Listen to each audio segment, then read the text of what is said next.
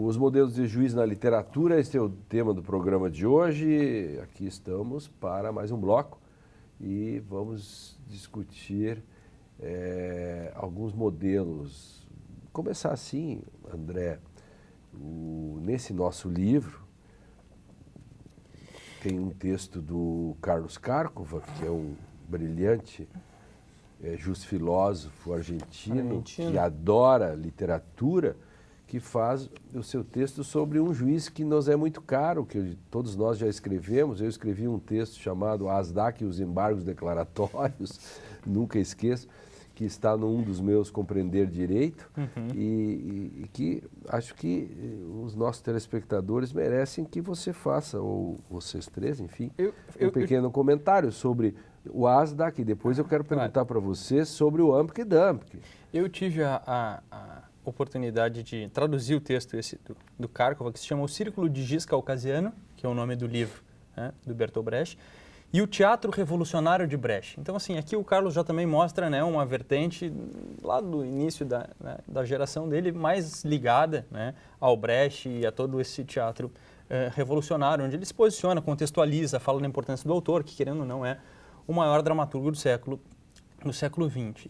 O que o Carlos discute nesse texto? Discute justamente esse personagem, essa personagem do Brecht, que no fundo trata da decisão salomônica, né? Então ele coloca dentro da história a questão do círculo de giz, de uma mãe adotiva e uma mãe biológica que vão disputar, né, a Fábio que trabalha com mediação, com família, vão disputar a guarda, né, da criança que ficou com a mãe adotiva, depois que a mãe biológica foge na Revolução, né? Quando ela volta da Revolução, pede a guarda, então se instala esse processo. Só que o juiz é um juiz, assim, arbitrário seria um adjetivo light, né, para mostrar como é que ele se pauta e como é que ele conduz o dia a dia, a rotina dele forense. Um dos aspectos mais simbólicos assim, e sintomático ao mesmo tempo é que ele senta sobre a lei, né? Ele sempre chama o Mirim e diz: traga minha lei para que eu possa me sentar e ficar mais alto. Então aquilo ali representa bem como ele está, né, se lixando para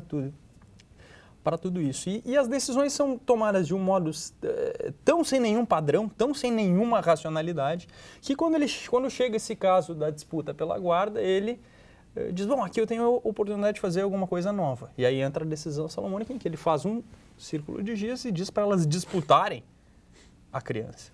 Cada uma puxa por um braço para ver quem tira do círculo fica com a guarda. Esse é o jogo que ele inventa para solucionar esse caso. Não, é interessante pensar assim, uma nova forma de decisão. Exato. Quando está lá na Bíblia, a ideia salomônica. Claro. Né? Ou seja, é revisitada.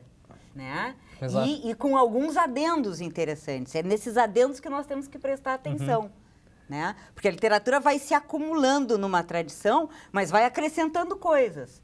Então já não é mais um juiz Salomão. É um juiz salomônico e macarrônico, né? Se a gente quiser brincar aí. Mas aí vem o curioso dessa decisão, em que a partir da experiência que se instala, em que a mãe adotiva se nega a puxar a criança, por 1, 2 e 3 vezes, sob o argumento de que puxar a criança vai machucar a criança, dali, a gente pode dizer, Helena, que estou dizendo sou eu, e você concorda, tenho certeza, dali Asdak extrai um princípio, que hoje, se a gente for brincar, está dentro da Constituição Brasileira e no próprio Estatuto da Criança, né, que ainda está vigente, embora a gente queira alterar, vigente e válido, que é o princípio da proteção integral. Poxa, quem cuida melhor da criança teria aqui uma razão para ficar com a guarda. Então, na medida em que ali, nesse flash, ele decide assim, e a gente pode dizer que ali ele decidiu por um princípio, surgiu um caso, ali ele acertou. Bom, mas isso faz com que o modelo do juiz Asdak seja um modelo virtuoso? Não. Me parece interessante porque retoma um pouco aquilo que Henriette havia falado antes, que muitas vezes a literatura precede aquilo que nós temos como direito, porque não só a proteção integral, como o melhor interesse da criança e do adolescente, que são princípios atuais do Estatuto da Criança e do Adolescente e que se verifica nesse texto. E mais, é uma quebra de paradigmas, porque ele não decide conforme a lei e também não decide conforme os interesses dessa criança num primeiro momento, porque ele decide colocar as mães para brigarem ou disputarem a criança entre si. E depois é que o princípio acontece por conta do posicionamento da mãe adotiva que resolve não disputar a criança. Claro, a gente depois poderia fazer uma outra discussão, que é chegar à resposta certa pelo modo inadequado significa a mesma coisa do que chegar... Bom, aí é uma outra conversa, né? Sim, se o fato de um relógio parado acertar a hora 2 vezes por dia faz com que seja um relógio eficiente. Pois é.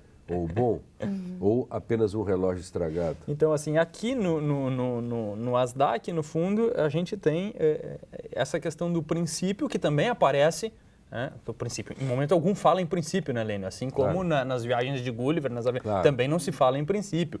Mas no Portas Abertas que eu vejo aqui, a decisão por princípio é uma das questões principais, né, da novela. Aqui no Portas Abertas, nós temos a figura que é denominada na obra de o pequeno juiz. Né? O pequeno juiz, porque há o grande juiz, na verdade, ele é um juiz de instrução. E ele é instruído, né, que o réu deve ser condenado à morte. O contexto é o contexto do fascismo na Itália.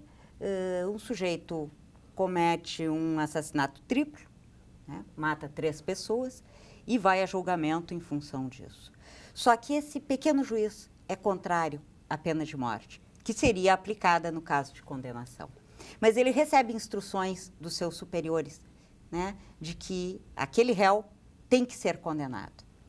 Como ele não é a personagem da comédia As Vespas, do Aristófanes, né, que condena sempre a qualquer que condena custo, ele se rebela contra isso, né, e luta colocando a sua função, o seu emprego, né, sob risco, sob ameaça, luta pela não condenação do homicida. Quem trabalha esse texto no nosso livro é o Jacinto, né, que inclusive faz uma brincadeira aí de que o pequeno juiz, na verdade, seria um gigante, né, porque é aquele que contra todas as adversidades, inclusive contra a pressão do regime, por uma questão humanista, e aí de princípio dele, de uma pena de morte que já teria sido abolida na Itália muito antes, então, que já tinha se instaurado e se inscrito numa tradição aí democrática contrária à pena de morte, agora, do seu modo, resiste a isso, né, num contexto do fascismo na primeira metade do século XX. Né? E aí, por princípio, ele disse, a gente pode condená-lo, mas a pena de morte, não. Como nós estamos na primavera, né, eu sou a vítima da primavera, o telespectador está vendo que eu estou quase lacrimejando. Não é por causa da história, né? Eu até gostaria de me emocionar mais. Lendo alguns textos deles, a gente se emociona mesmo. Mas porque hoje eu estou quase chorando mesmo pela forte pressão da primavera. E então, vejam, uma pergunta ou uma provocação, a literatura sempre corre na frente. Mas, nos últimos tempos, por exemplo, eu fiz uma busca dos modelos. Então, é muito fácil de achar o juiz, digamos, mais solipsista ou legalista também. Enfim, não é difícil porque vocês acabaram de falar de alguns aí, menos o Chacha. O pequeno juiz é um terceiro modelo, porque o segundo modelo, que é o contrário do ASDAC, é o modelo do Illich. Quadrado. Ou o Ângelo I. Que seria o modelo lá no hoste do texto, que seria o Júpiter. Então, agora, cadê o terceiro modelo? Chacha seria um modelo de um juiz por princípio, que seria um pouco a ideia dos últimos dias de um condenado, do Victor Hugo, e um pouco do personagem do Piglia. Ricardo Piglia. Do Ricardo Piglia, que eu considero que o detetive... Alvo noturno, alvo noturno em português. Que o personagem faz esse tipo de análise. Mas ainda assim, a literatura sempre tem muito mais o modelo 1 e o 2, que é o positivista clássico e o voluntarista, mas ele não tem o mediador, por exemplo. E esse outro, a gente encontra poucos terceiro ou quarto modelos, que a literatura ainda não se deu conta disso. Pois é, mas se ela sempre corre na frente.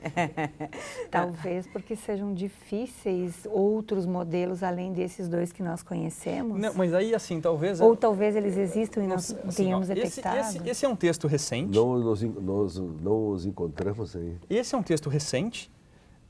Ian McEwan, né, um inglês de agora, um autor contemporâneo, A Balada de Adam Henry.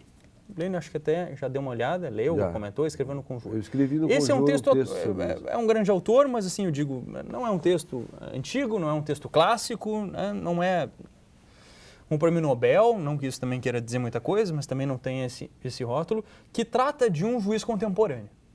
Né, para tentar responder a tua pergunta. Aqui é a juíza Fiona, que é uma juíza inglesa.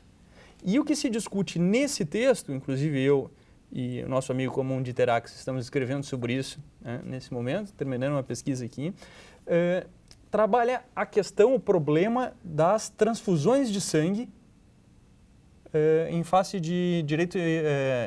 objeção de consciência. Objeção de consciência, a questão da religião, enfim. O que acontece assim, muito rápido nesse texto? Uma família, pai, mãe e um filho de 16 anos, o filho precisa da transfusão, os pais dizem que não.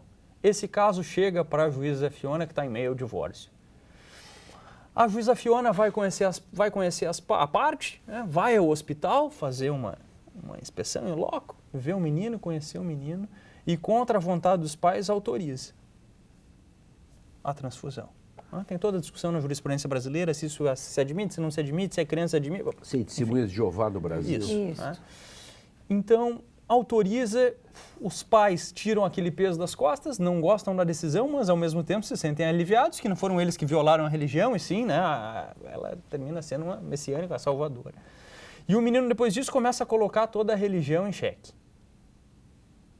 Isso começa a virar um problema na vida do menino, que começa a colocar ela na posição de a salvadora, né? Não que isso seja explícito, né? Mas o Deus dele já era, e agora essa juíza assume todos os papéis para ele, ele acha um problema na família, e quando ela rejeita ele uma ou duas vezes, ele diz que ela se transformou o grande problema na vida dele, e no final da história se mata. Isso não é o final da história, né? Não estou assim, não é o final da história. Não é um spoiler. Não é. Então, assim... Bom, e aí então a pergunta é se ela vai se sentir culpada por isso ou não vai se sentir culpada por isso, porque assim como ela deu a vida, ela tirou a vida. Acho que aí temos um problema, né? Corta aqui, cena 2, a gente fica fazendo essas discussões no Brasil quando tem algum carteiraço para dizer se juízes são deuses ou juízes não são deuses. Lênin, todo mundo sabe que o problema não é os juízes acharem que são deuses ou não acharem que são deuses, né? Nós sabemos que os juízes não são deuses. O problema é, nós sabemos que os juízes não são deuses? Ou no imaginário a gente continua colocando os juízes no lugar dos deuses, como faz aqui o Adam Sandler e a sua família? Então, assim, aqui a literatura está trazendo uma discussão... sobre o nosso Adam Sandler. Adam Henry. Sim. Adam Sandler é o ator. É o ator. Eu estou falando agora do outro, do Michael Sanders, que é o que faz a Justiça. O livro. A discussão sobre dilemas morais. A gente pode abrir o bloco exatamente na continuação sobre os dilemas morais. Vamos para um rapidíssimo intervalo. No último bloco do programa a gente continua a discussão sobre os modelos. Vamos falar um pouco sobre dilemas morais e os estagiários já estão a postos para o próximo café e agora estão trazendo água também, já vejo ao longe. Não saia daí.